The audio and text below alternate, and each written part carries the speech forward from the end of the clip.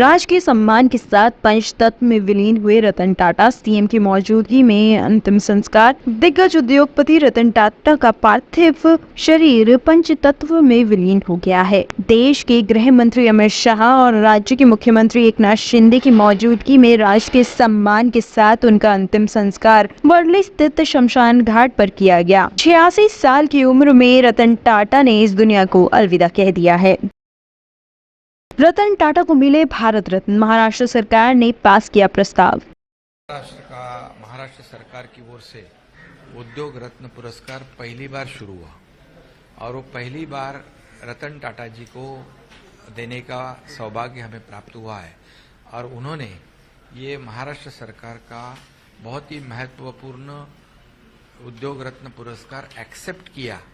इसलिए मैं उनको बहुत धन्यवाद देना चाहता हूं, उनका आभार व्यक्त करता हूं, क्योंकि इस सम्मान की वजह से ये उद्योग रत्न पुरस्कार रतन टाटा जी को देने की वजह से इस पुरस्कार का ही मान सम्मान बढ़ा है। रतन टाटा के साथ जुड़ी यादों को साझा करते हुए भावुक हुए केंद्रीय मंत्री Piyush Goyal. Recall when he came home once in Mumbai for breakfast. We had only served a simple idli, vada, sambar and dosa. But he was so appreciative. I mean, he must be having the world's best cooks. But he was so appreciative. Reliance industries के chairman Mukesh Ambani ने आज दोपहर अपने परिवार के सदस्यों के साथ मुंबई के एनसीपीए में रतन टाटा को अंतिम श्रद्धांजलि दी। अंबानी अपनी पत्नी नीता, बेटे आकाश और बहू श्लोका के साथ श्रद्धांजलि देने पहुंचे। एनसीपीए में आखिरी दर्शन के लिए टाटा का पार्थिव शरीर रखा गया है। रतन टाटा के निधन पर इसरो चीफ एस सोमनाथ ने जताया गहरा शोक। The name Tata is something very synonymous with the industrial growth of Indian almost all sectors. I think they have played great role. It's just not industry that they have contributed, right? Starting from Jamshedji onwards, that tradition of ethical way of doing business has been one of the very characteristic of Tatas. And Ratan Tata symbolizes the same nature of the leadership that they have been giving to Tata's institutions. RBI governor Shaktikanta Das ने कहा, रतन टाटा एक सच्चे दूरदर्शी और नैतिकता के प्रतीक।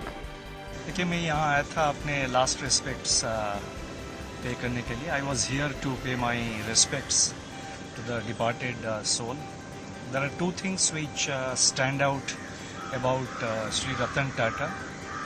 The first is that he was a true visionary, a great visionary.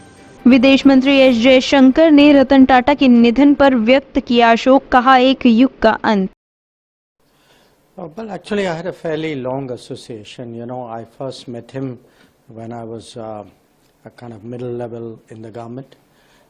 At that time, we started the CEO forum with the United States.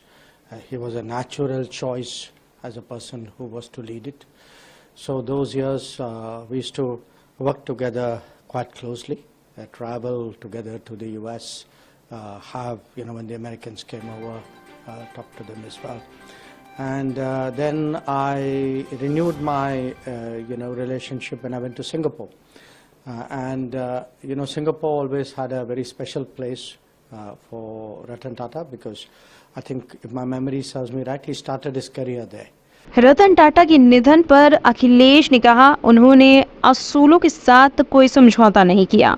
जहां हम लोग आज नेताजी को याद कर रहे हैं, वहीं दूसरी दुखद खबर भी मिली है कि देश के बड़े कारोबारी उद्योगपति रतन टाटा जी भी हमारे बीच नहीं रहे हैं। एक ऐसे उद्योगपति जिन्होंने अपना और उस समूह ने देश की अर्थव्यवस्था में बहुत बड़ा योगदान दिया है। आजादी से पहले और आजादी के बाद से टाटा समूह ने बहुत बड़ा देश की आर्थिक स्थिति को सुधारने में और आर्थिक तरक्की के लिए बड़ा योगदान किया है। वही रतन टाटा जी से व्यक्तिगत रूप से भी हमारे कई बार मुलाकात हुई है। उनकी सोच और उनका विजन यही रहा है कि कारोबार करते समय असूलों के साथ कोई समझौता नहीं। दिल्ली सरकार के मंत्री और आप नेता सौरभ भारद्वाज ने रतन टाटा के निधन पर शोक व्यक्त किया। देखिए, जहाँ भी अलग अलग देशों के अंदर इंडस्ट्रियलिस्ट का नाम लिया जाता है,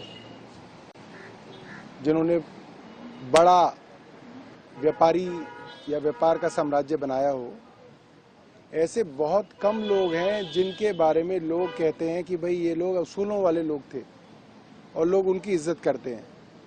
पैसा कमाना बहुत आसान है, बहुत सारे लोगों ने कमाया है, बड़े बड़े साम्राज्य बनाए हैं, मगर उनका नाम लोग इज्जत से नहीं लेते हैं। उनके पैसे पे और उनके साम्राज्य पे मन में सवाल रहते हैं।